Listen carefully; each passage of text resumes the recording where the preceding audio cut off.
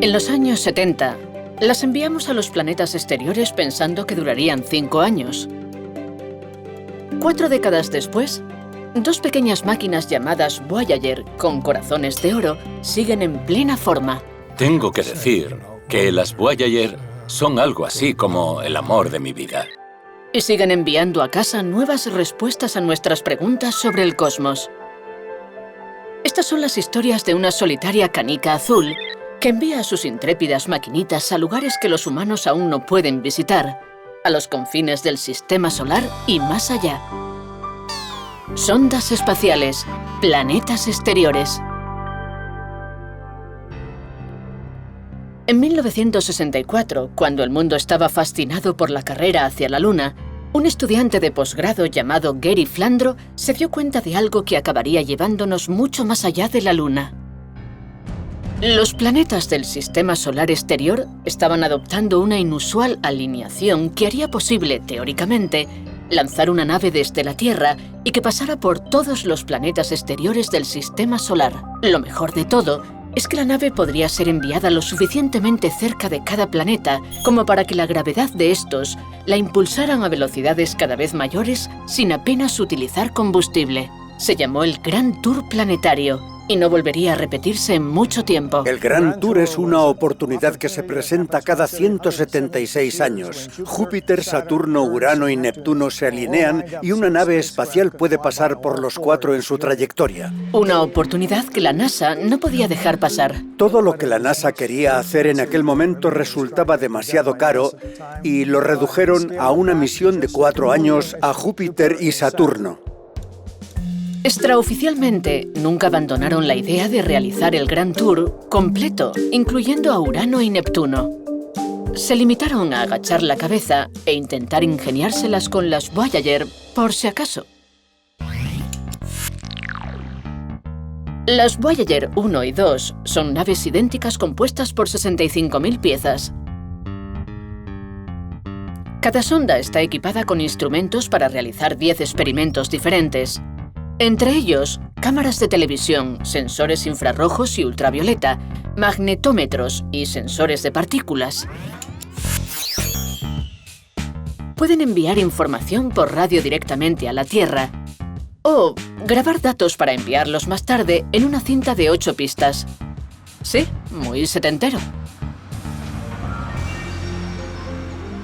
Cada sonda pesaba como un Smart biplaza y debía ser impulsada a 40.000 km por hora para escapar de la gravedad terrestre.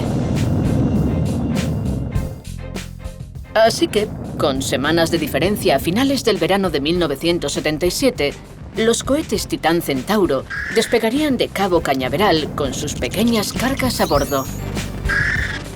La Voyager 2 partió primero, pero la Voyager 1 fue enviada por una ruta más directa, lo que significaba que llegaría a los planetas exteriores semanas antes que su gemela.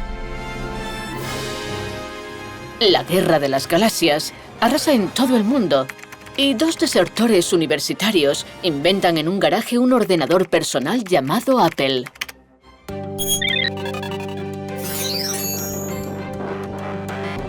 Las Voyager tenían madres que se encargarían de su cuidado y alimentación diarios. En realidad, las líneas de código les decían exactamente lo que tenían que hacer. Linda Spilker fue una de sus madres. Era una relación maternal. Sabía que si algo iba mal, todos nos preocuparíamos hasta que recibiéramos una señal de que todo iba bien y podíamos continuar. Susan Dodd lo fue después. Fue muy emocionante. Fue mi primer trabajo tras acabar la universidad y durante la época de los encuentros venían todos los científicos. Carl Sagan estaba aquí. Todos venían al laboratorio y miraban los datos a medida que llegaban. Los primeros encuentros de las Voyager con Júpiter tendrían lugar durante la primavera y el verano de 1979. Júpiter es un lugar muy peligroso. Su radiación interfería con el reloj que controlaba la cámara y lo desincronizaba con el reloj que controlaba la exposición. Los ingenieros del laboratorio de propulsión a reacción lograron dar con una solución. y todo el mundo contuvo la respiración mientras Júpiter se hacía más y más grande en las imágenes. La Gran Mancha Roja, descubierta 300 años antes, resultó no ser una tormenta, sino cientos de ellas que se arremolinaban dentro y alrededor de un gigantesco vórtice multicolor de más de 3 tierras de diámetro. Nos alejamos 30 días de Júpiter e hicimos una película sobre los complejos sistemas de tormentas en la atmósfera de Júpiter.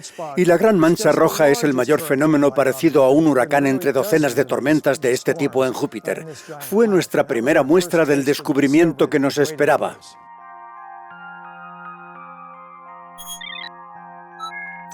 Cuando la Voyager 1 atravesó el sistema solar a 56.000 kilómetros por hora, el laboratorio enloqueció por la calidad de las imágenes. Pero si Júpiter les había asombrado, la verdadera conmoción la causaría una de las lunas del planeta gigante. Io es la luna más cercana de Júpiter, y una mirada atenta a las imágenes reveló el objeto más seco del sistema solar. Pero nadie estaba preparado para lo que apareció a continuación. Fue una estudiante de posgrado la que se fijó en los detalles de las imágenes y vio ese gran arco. Dijo, mirad esto. Dijeron, Dios mío, es un volcán. Tenía 8 volcanes activos cuando pasó la Voyager. Tiene 10 veces más actividad volcánica que la Tierra, a pesar de ser solo una pequeña luna y lagos de lava caliente en la superficie. No olvidemos que antes del encuentro de las Voyager con Júpiter y sus lunas, solo conocíamos los volcanes de la Tierra. ¿Cómo era posible que esta luna, tan alejada del Sol y sumida en el frío más profundo, estuviera expulsando lava caliente? Los científicos habían teorizado recientemente que el increíble empuje y atracción de la gravedad de Júpiter aplastaría y estiraría las lunas, calentándolas, y vaya que sí lo hicieron. El equipo no pensaba que fueran a encontrarse con otros descubrimientos tan exorbitantes en el sistema joviano. Pero las imágenes de la Voyager de Europa, la segunda gran luna más cercana a Júpiter, también fueron impactantes. Era lisa como una bola de bolos, pero arañada. Parecía que su superficie estaba formada por millones de pequeñas placas, similar a una capa de hielo resquebrajándose en primavera. ¿Podría tratarse de un océano helado?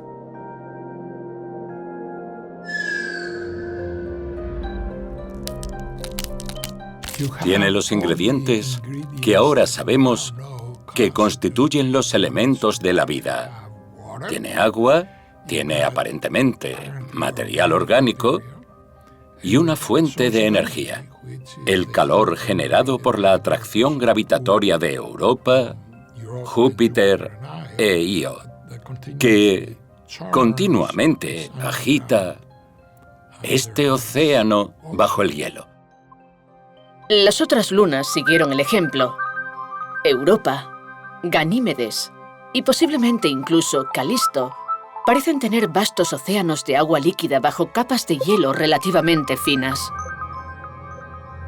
Donde los científicos esperaban lunas oscuras, muertas y con cráteres como la nuestra, encontraron mundos misteriosamente dinámicos. Y descubrieron que no tenía 3 anillos, sino miles. Algunos con radios anulares y otros que se retorcían y trenzaban de formas que dejaron perplejos a los científicos. Los brillantes anillos estaban formados por diminutos granos de agua helada y eran increíblemente delgados. A modo de comparación, si Saturno redujera su tamaño al de una pelota de baloncesto, el grosor de los anillos sería aproximadamente la 250ª parte del grosor de un cabello humano. No sabíamos cómo eran los anillos. Pensábamos que veríamos láminas de material anodino separadas por huecos. En cambio, encontramos una estructura increíblemente detallada. Y en aquella época no teníamos pantallas de ordenador en las que ver las imágenes de los anillos, sino que imprimíamos los datos en papel continuo. Extendíamos el papel por los pasillos e ibas caminando, observando y pensando, estoy recorriendo los anillos de Saturno. ¡Qué sensación tan maravillosa! Una vez finalizada su misión oficial, la Voyager 1 fue lanzada hacia arriba y fuera del plano del sistema solar. Esto despejó el camino para lo que todos estaban esperando en secreto, que la Voyager 2 pudiera completar el Gran Tour y visitar más planetas después de Saturno. Así que la enviaron peligrosamente cerca de la superficie de Saturno para hacer que girase bruscamente a la izquierda hacia Urano.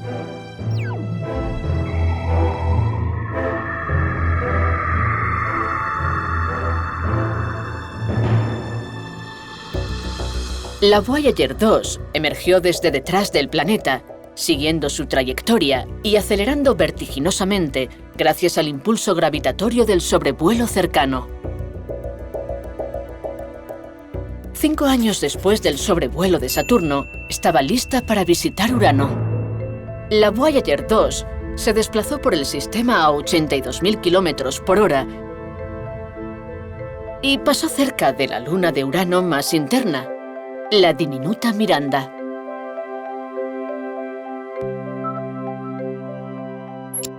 El sobrevuelo de Urano y las imágenes superaron completamente las expectativas del laboratorio de propulsión a reacción. La Voyager 2 superaba ya en 5 años su misión original. Tantos años atrás, los planes secretos de los ingenieros para mantener la sonda en marcha durante el Gran Tour estaban dando sus frutos. Y ahora la Voyager 2 se dirigía hacia su último planeta, Neptuno.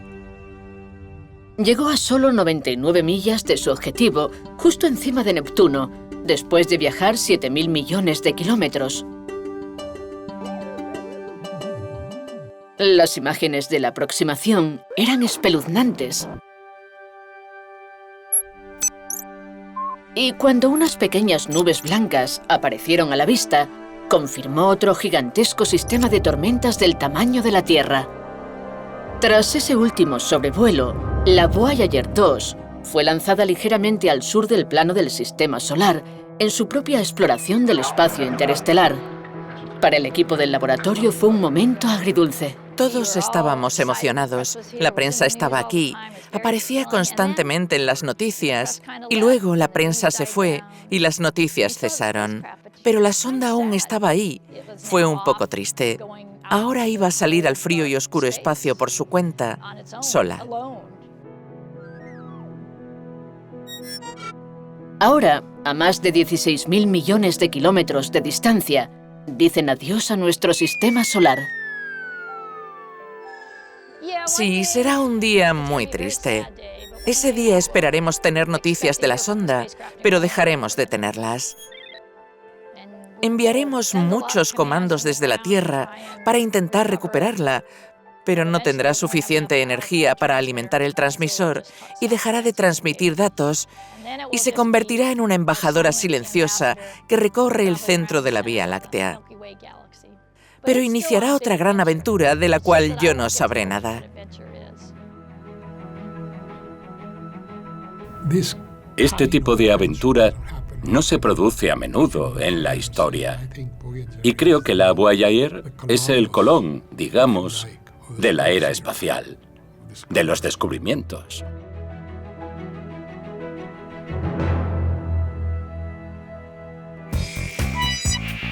Esta es la sonda más molona, innovadora, compleja y cara que jamás hayamos enviado al salvaje cielo azul. Técnicamente, en términos de la Federación, Cassini es la sonda insignia robótica de la NASA, la ESA y la ASI, construida y controlada por personas de 17 naciones.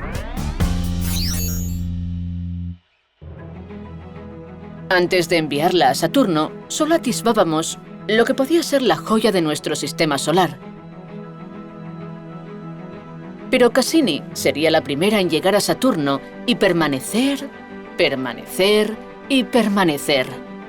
Prevista para una misión de 4 años, sigue sin rendirse y aún está ahí fuera 8 años después de su fecha de caducidad. Y las imágenes que envía siguen haciendo llorar a los científicos. Ha reescrito los libros de texto sobre Saturno. Los anillos, las lunas, Titán, muchas cosas han cambiado gracias a Cassini. Secuencia en marcha y... despega la nave Cassini. Le esperan 1.500 millones de kilómetros hasta Saturno. Su viaje comenzó el 15 de octubre de 1997, cuando un cohete Titán 4B surcó el cielo nocturno, transportando la preciosa sonda del tamaño de un autobús y lanzándola en una alocada trayectoria de vuelo de 7 años, que la hizo girar como un molinete alrededor de los planetas interiores. Finalmente, en 2004, Cassini comenzó a enviar las primeras imágenes detalladas de Saturno a medida que se aproximaba. Tuvimos que encender un motor durante 96 minutos para que entrara en órbita de forma segura. Recuerdo que esperé y esperé. Obviamente, si un instrumento no funciona bien, me preocupo. Y parte del encendido fue cuando estaba detrás del planeta, así que tuvimos que esperar y esperar y esperar. El Doppler se ha aplanado. La señal llegó al fin y estaba justo en la trama. Todos aplaudimos. Fue un alivio tremendo. Bien, encendido completado. 4 años para este momento.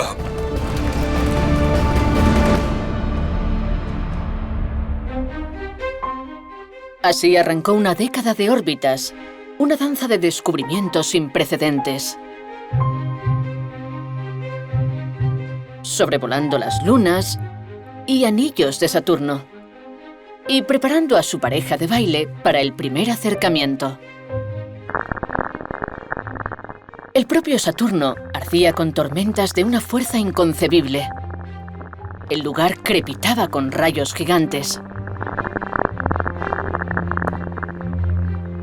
Una hermosa aurora en el Polo Sur, creada por su enorme magnetosfera, y explosiones invisibles de gases cargados a través de esa magnetosfera que Cassini hizo visibles.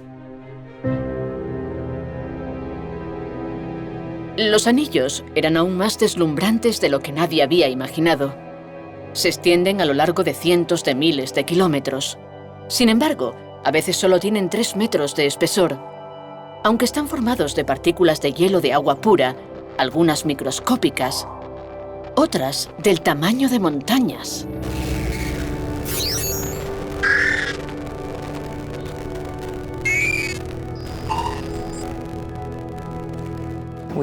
Creíamos que los anillos eran partículas individuales que chocaban entre sí y flotaban en el espacio. Pero ahora sabemos que en la mayoría de los anillos principales de Saturno, las partículas se adhieren entre sí y forman largos filamentos que llamamos estelas y que se alinean como las filas de una banda de música. Por así decirlo, tienen surcos como los discos de vinilo creados por las estelas de las lunas que orbitan. Algunas lunas están dentro de los anillos y otras están fuera de ellos, y esas estelas aportan una textura interesante. Se separan y vuelven a formar, es decir, se produce una hermosa danza cósmica en el interior de los anillos. Durante los 8 meses siguientes, Cassini giró sobre un paisaje espacial de una belleza inimaginable.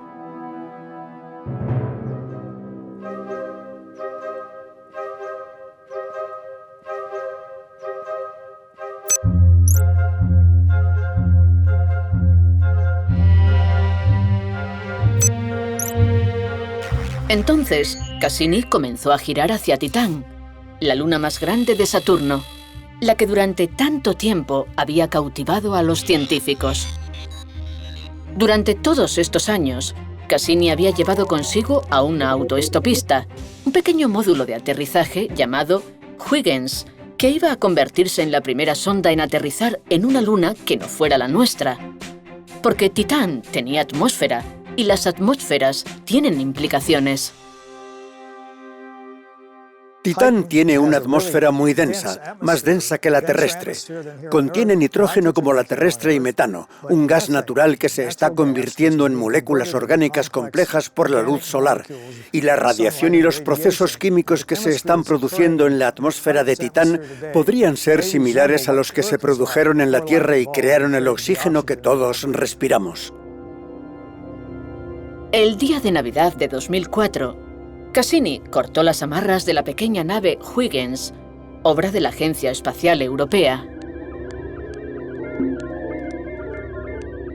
3 semanas más tarde, científicos de todo el mundo contenían la respiración mientras la pequeña nave descendía hacia la superficie de Titán. ¿Te imaginas que si vas a bordo de la sonda, entra de golpe en la atmósfera de Titán, se abre un paracaídas gigante, el escudo térmico se desprende y los instrumentos quedan ahí colgando? Y básicamente sientes, percibes y observas la atmósfera y las cámaras están apuntando a los lados y hacia abajo. Solo vimos neblina, neblina y más neblina hasta que finalmente la sonda atravesó esa neblina y pudimos ver la superficie de Titán por primera vez.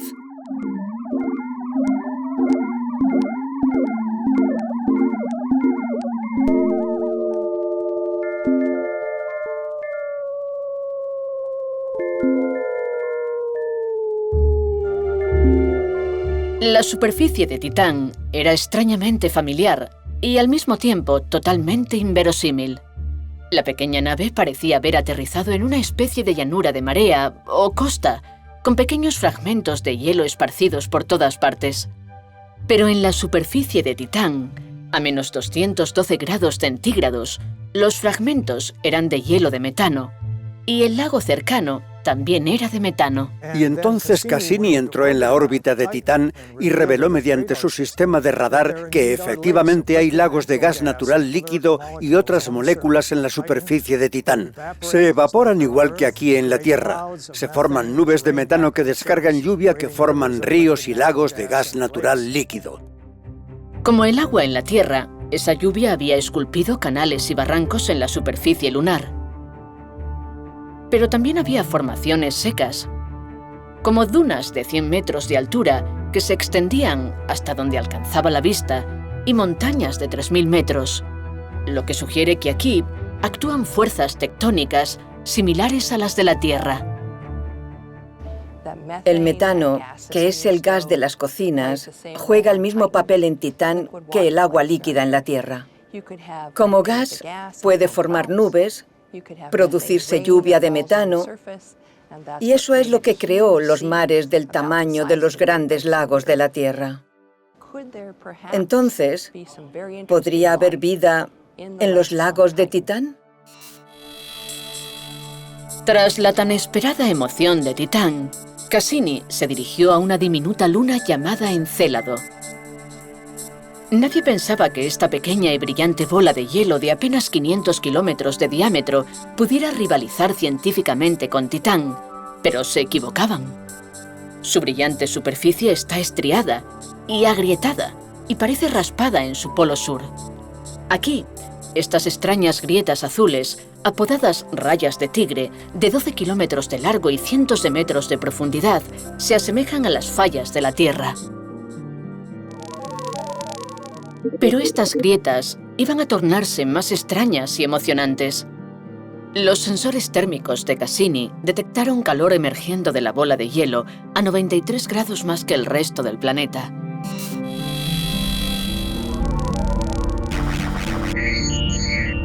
Al girar para echar un vistazo a las grietas sombreadas por el sol, Cassini captó gigantescos chorros de agua lanzados cientos de kilómetros hacia el espacio desde las rayas de tigre. Salían disparados a 1900 kilómetros por hora. El agua se evaporaba y luego se congelaba. Fue un momento impresionante.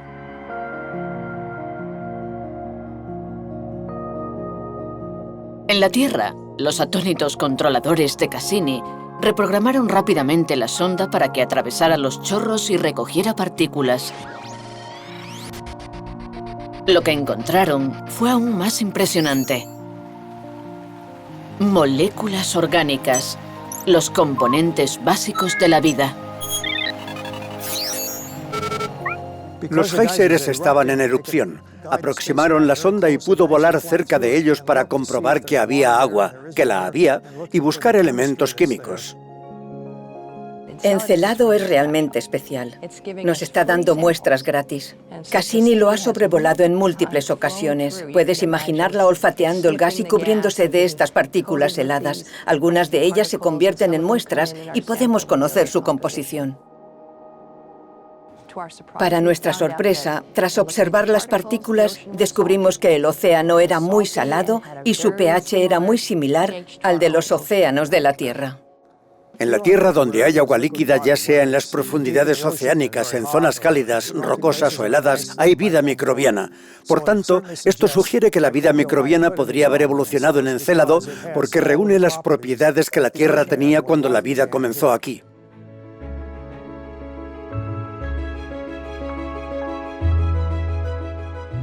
Años más tarde, en 2013, Cassini voló detrás de los anillos y observó la Tierra, nuestro planeta. Un único píxel en el vasto sistema solar.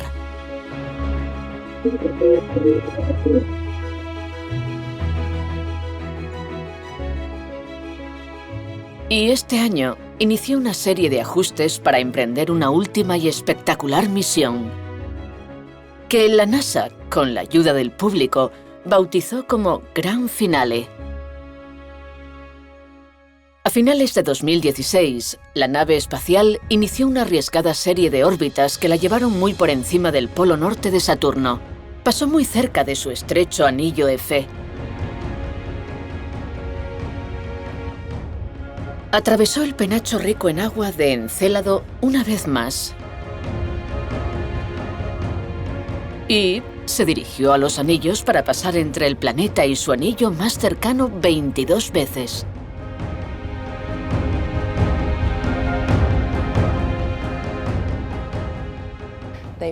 Han descubierto que si volamos cerca de Titán de la forma adecuada, podemos saltar desde el exterior de los anillos, atravesarlos y sumergirnos a través de un hueco entre el anillo más interno y la parte superior de la atmósfera. Esa separación es de solo 12 kilómetros y vamos a orbitar por ella 22 veces.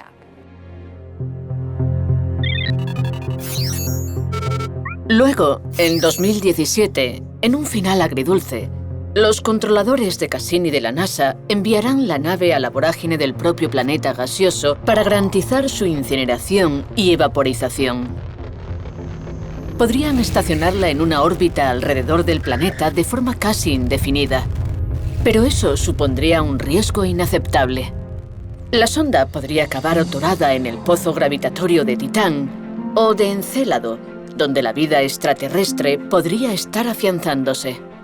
Es posible que, a pesar de todo este tiempo en el espacio y de las condiciones extremas a las que se ha enfrentado, la pequeña Cassini pueda tener microbios terrestres resistentes aferrados a ella. Se convertirá en una gigantesca bola de fuego cuando entre en la atmósfera de Saturno. Y si lo piensas, al desintegrarse y fundirse, sus moléculas pasarán a formar parte de Saturno. De modo que será un final maravilloso para esta sonda. Estudió a Saturno y su final será en Saturno. Será un momento muy triste. No es un conjunto de piezas de metal, cables y cosas. Realmente encarna las esperanzas y los sueños de todos los científicos, ingenieros y las personas que la construyeron. Así que cuando mire al cielo nocturno, cuando termine la misión y vea a Saturno, veré a Cassini, porque ella estará allí.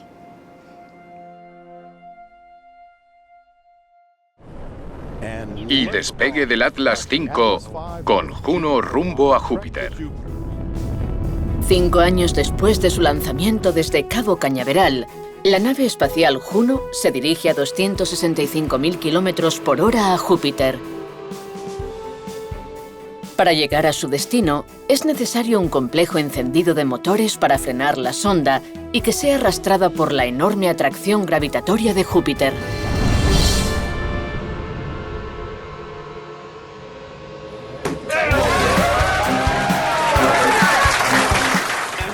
Juno, bienvenida a Júpiter. Ha sido lo más difícil que ha hecho nunca la NASA.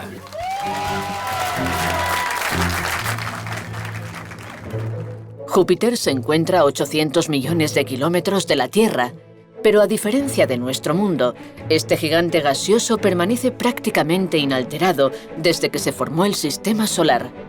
Es un tesoro arqueológico, la clave para desentrañar algunas de nuestras preguntas más persistentes. ¿Cómo se formó la Tierra? ¿De dónde proceden los elementos que forman la vida? Estas son algunas de las preguntas que Juno trata de responder. Es enorme. Todo el sistema solar, todos los planetas, los asteroides y cometas cabrían en Júpiter.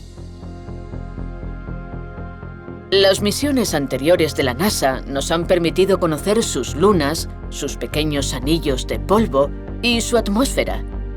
Pero no hemos sido capaces de ver más allá de los remolinos de densas nubes rojas, marrones, amarillas y blancas que pintan el planeta. Al menos, todavía. Algunos instrumentos de Juno son totalmente nuevos. Nunca los hemos enviado a ninguna parte y pueden ver a través de su atmósfera. 8 instrumentos de vanguardia componen el impresionante equipo científico de Juno. 3 de ellos penetrarán en el velo de nubes que envuelve a Júpiter. Quizá el más importante de estos instrumentos sea el radiómetro de microondas. Capaz de medir 6 rangos distantes de radiación térmica, podrá escudriñar más de 480 kilómetros por debajo de las nubes de Júpiter para crear un modelo tridimensional del entorno atmosférico de Júpiter. Pero la historia estaría incompleta sin un conocimiento más profundo de lo que hay en el corazón de Júpiter, más allá de las nubes arremolinadas.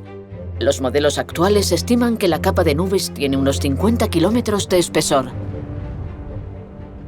Aquí abajo, Juno podría detectar una capa en la que los cielos no descargan agua, sino hidrógeno líquido.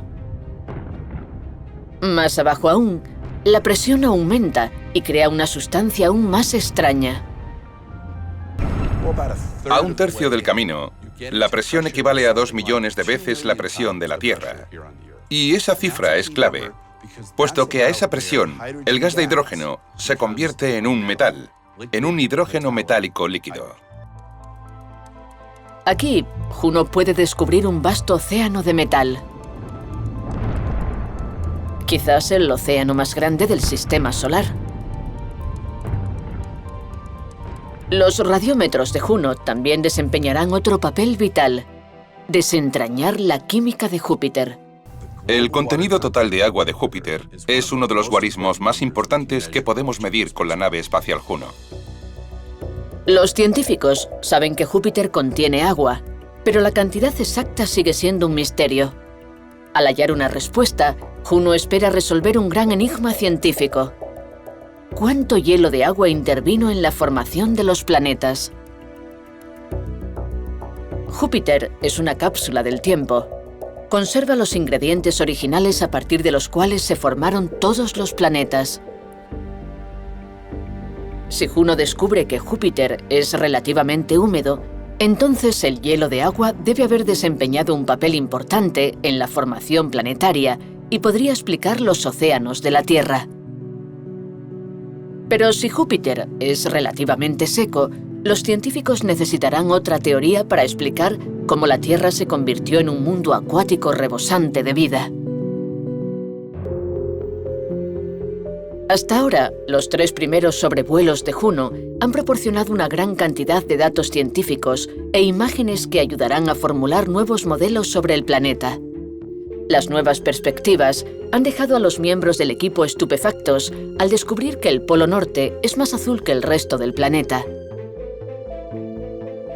Y alberga un gran número de tormentas, entre ellas una cuyo diámetro de 6.900 kilómetros es más de la mitad del diámetro de la Tierra. Y nuevas imágenes infrarrojas de los polos han revelado puntos cálidos y calientes como nunca se habían visto en exploraciones anteriores. La característica más conocida de Júpiter, la Gran Mancha Roja, es la mayor tormenta observada en nuestro sistema solar. Se cree que tiene al menos 150 años, si no más de 3 siglos. Podría engullir a nuestro planeta. Aunque parece estar reduciéndose, una reciente medición del telescopio Hubble reveló que la tormenta en movimiento se extiende a lo largo de más de 16.000 kilómetros. Y se cree que, en su interior, los vientos soplan a velocidades superiores a 630 kilómetros por hora. La velocidad del viento más rápida en la Tierra se registró a 405 kilómetros por hora cuando el ciclón Olivia arrasó por la costa de Australia.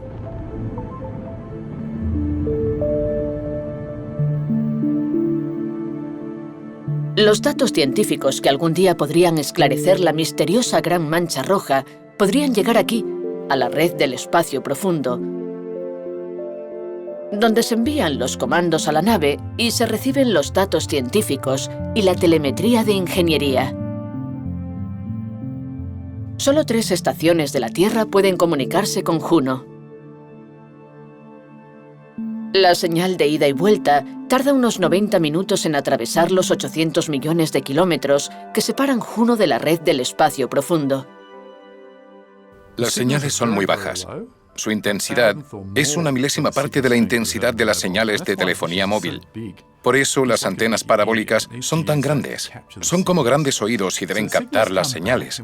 Entonces, las señales vuelven, las deconvolucionamos, las digitalizamos, las convertimos en unos y ceros y las enviamos por nuestra red al laboratorio de propulsión a reacción en Pasadena, donde sus científicos las analizan y convierten los unos y ceros en imágenes o datos reales. En cierto modo, Júpiter es el lugar más peligroso del sistema solar para pilotar una nave espacial. Esta imagen revela a qué se enfrenta Juno: a cinturones de intensas radiaciones llenos de electrones de alta energía, vistos aquí en rojo. Esos electrones destruyen la electrónica, matan a la nave espacial. Por eso Juno tiene una cámara de radiación donde todos los componentes electrónicos sensibles están protegidos tras paredes de titanio. Si estuvieras junto a esta cámara en nuestra nave espacial, al final de la misión habría sido como si te hicieran una radiografía dental cada segundo durante algo más de 3 años. Pero dentro de esta cámara solo recibirás el equivalente a 1 día y medio, más o menos. ¿No está mal? El equipo de Juno ha hecho todo lo posible para mantener a salvo su nave espacial. Es casi abrumador e irreal formar parte de este equipo y darse cuenta de que vamos a reescribir los libros de texto sobre cómo se formó no solo Júpiter, sino todo el sistema solar y cómo hemos llegado hasta aquí.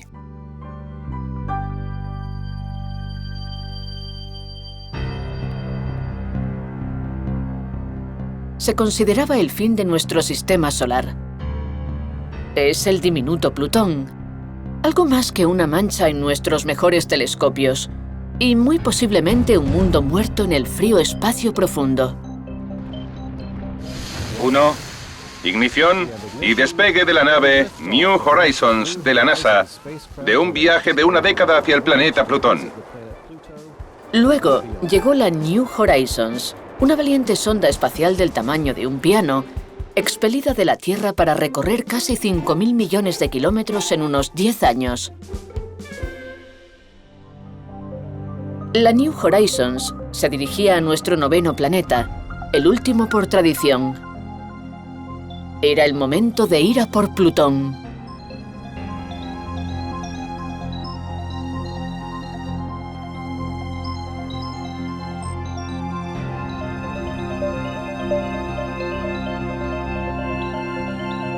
A los 8 meses de viaje, recibió un duro golpe y no fue físico, sino contra su dignidad. Los que están a favor de la resolución 6A, que introduce esta nueva categoría de objetos transneptunianos con Plutón como prototipo. Su destino, Plutón, fue degradado a planeta enano en una reunión de la Unión Astronómica Internacional. Resultó que Plutón Era solo uno de los muchos trozos de hielo y roca que hay en una región llamada Cinturón de Kuiper, más allá del límite tradicional del sistema solar. Plutón ni siquiera era el planeta enano más grande. Su reclasificación causó un gran revuelo. Las votaciones no benefician a la ciencia porque creo que convences a mucha gente de que la ciencia es arbitraria. ¿Votos en contra? No debieron hacer eso. Creo que hizo retroceder a la ciencia y quizás haya sido el peor momento pedagógico para la ciencia de las últimas décadas. A continuación, se sucedieron 8 años de siesta, con llamadas semanales a casa para tranquilizar a los terrícolas.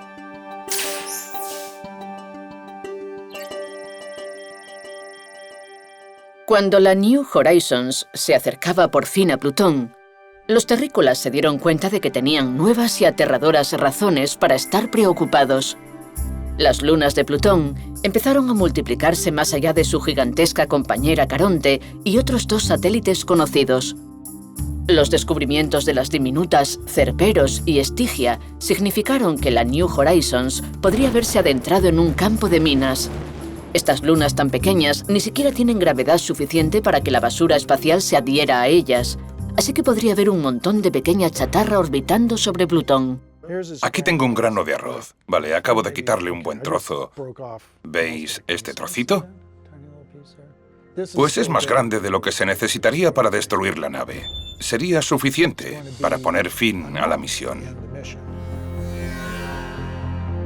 Y a 10 veces la velocidad de la bala más rápida, no habría tiempo para evitar los restos que pudieran ver. Bueno, va a mucha velocidad y simplemente no puede esquivar cosas. Así que tenemos que dar lo mejor de nosotros. Tras días de observaciones y modelos informáticos, determinaron lo que consideraban una ruta segura a través del sistema plutoniano. Pero todos suspiraron de alivio demasiado pronto. Las verdaderas preocupaciones no habían hecho más que empezar. La sonda dejó de comunicarse. ¿Habría chocado con algún residuo espacial? ¿La misión había fracasado? Habíamos volado más de 3000 días para alcanzar nuestro objetivo en la lejana frontera del sistema solar. Justo cuando estábamos cargando las instrucciones finales para que la nave espacial llevara a cabo el sobrevuelo, perdimos el contacto. Eso no había ocurrido nunca en todo el viaje y no debería ocurrirle a ninguna nave espacial en ninguna misión. Los ingenieros, reunidos en el laboratorio de propulsión a reacción, pronto se dieron cuenta de que si la sonda mantenía su trayectoria y experimentaba un fallo informático en lugar de un fallo catastrófico, se reiniciaría en unos 90 minutos.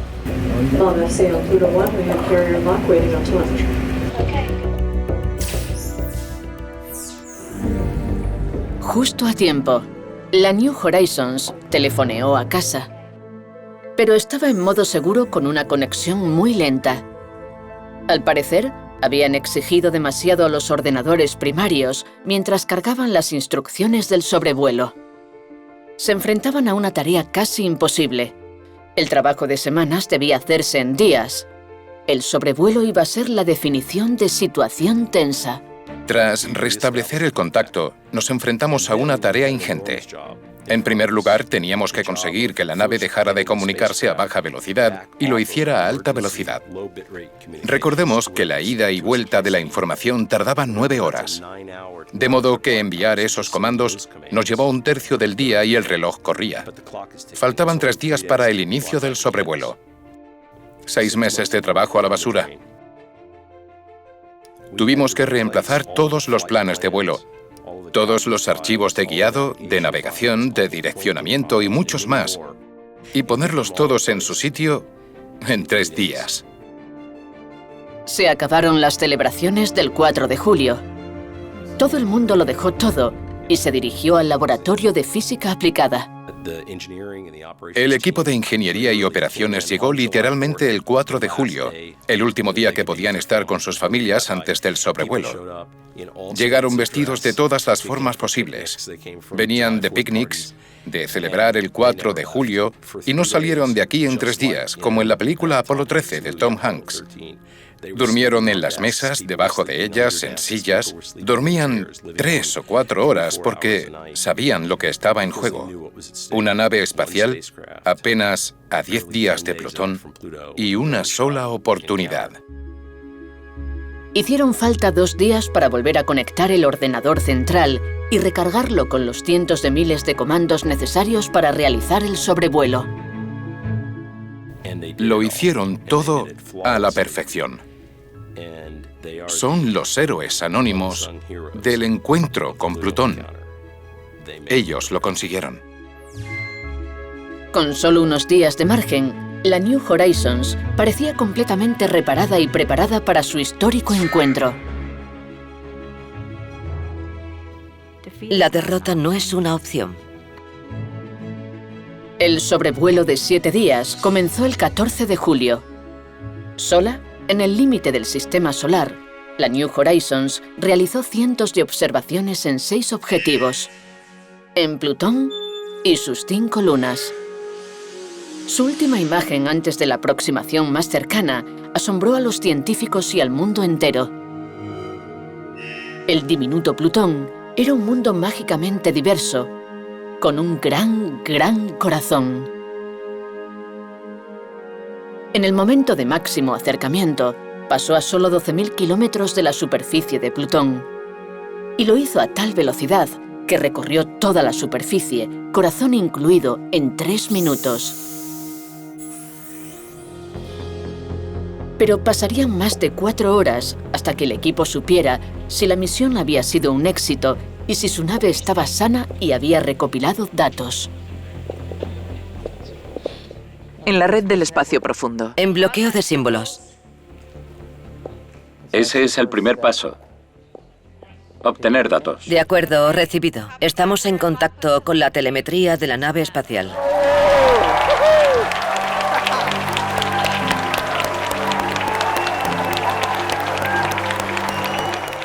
Adelante, Sandy. Sandy informando estado nominal. Los indicadores SSR están donde esperábamos y por tanto hemos registrado la cantidad esperada de datos. Recibido. Parece que ha sido un buen día.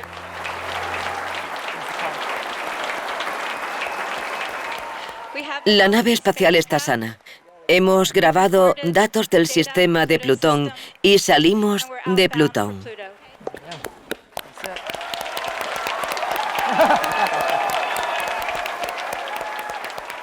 El día del sobrevuelo, el equipo obtuvo su primera imagen de alta resolución de la geología de la superficie de Plutón. Recuerdo que la vi y dije, ¡qué mundo tan impresionante! Mirad, hay casquetes polares y cañones, y densos campos de cráteres y vastos campos de glaciares, y cadenas montañosas, algunas con casquetes de nieve, algunas hechas de un material, otras de otro, muchos tipos de pruebas de actividad tectónica en la superficie.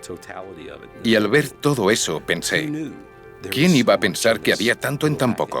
Que Plutón iba a ser tan complejo y que su historia estaba destinada a ser tan difícil de desentrañar. Y realmente me impactó, porque llevaba esperando ver esa imagen más de 20 años y esperaba que fuera buena. Pero creo que nadie del equipo científico, ni desde luego yo, esperábamos que fuera tan buena. Es sencillamente asombroso que podamos enviar unos y ceros a casi 5.000 millones de kilómetros y que estemos allí en el momento justo para captar esa información. Es ciencia en acción, es simplemente fantástico. Pero con velocidades de comunicación equivalentes a la de la lenta conexión a Internet de los años 90, los datos han tardado casi 16 meses en llegar a sus ansiosos padres. Pero los resultados del flujo constante de imágenes geológicas han sido extraordinarios. Glaciares de hielo de agua flotando sobre un hielo de nitrógeno más denso. Montañas tan grandes como las rocosas con capas de nieve de metano. Volcanes de hielo gigantes que estuvieron activos recientemente. Y antiguas zonas con cráteres de 4.000 millones de años cerca de las partes geológicamente activas más jóvenes. Antes del sobrevuelo de Plutón, se estimaba que los planetas pequeños se enfriaban durante esos miles de millones de años y sus motores geológicos se agotaban y encontraríamos terrenos antiguos en la superficie. En lugar de eso, encontramos terrenos en Plutón que se han creado a lo largo de los 4.000 millones de años. Terrenos inmensos, de millones de kilómetros cuadrados, que se han creado en el pasado geológico reciente. Es asombroso. Y la característica más asombrosa y activa es el gran corazón brillante de Plutón, llamado Tombaugh Regio, en honor al descubridor del planeta, Clyde Tombaugh. El misterioso lóbulo izquierdo de ese corazón, llamado Sputnik Planitia, es un gigantesco campo de hielo de cientos de kilómetros de diámetro, rodeado por montañas de 4.500 metros de altura. Los científicos creen que es una enorme cuenca de impacto que se llenó de nieve y hielo de nitrógeno que cayó de la atmósfera con el tiempo. Y ese campo de hielo parece estar hirviendo en una cámara increíblemente lenta. Lo que significa es que debe haber una fuente de calor impulsando esa convección y renovando así la superficie de forma constante. Tal vez lo más emocionante de todo es que Plutón está ofreciendo a los científicos todo tipo de razones para creer que hay un gran océano líquido bajo la superficie que emite calor a medida que se congela. Y eso plantea la posibilidad de vida en el extremo del sistema solar. Si hay potencial para la astrobiología en Plutón, probablemente sea en las profundidades del interior, donde hay buenas pruebas, aunque todavía circunstanciales, de que el hielo de agua de Plutón, que pasa muy por debajo de la superficie, realmente se licúa para convertirse en un océano de agua líquida y en una zona más cálida a más profundidad. Plutón ya está lejos en el espejo retrovisor de la New Horizons. Junto con su hermosa atmósfera azul y la nave en pleno funcionamiento, se dirige hacia el cinturón de Kuiper con nuevas órdenes. Ha sido reorientada para sobrevolar un objeto del cinturón Kuiper en 2019.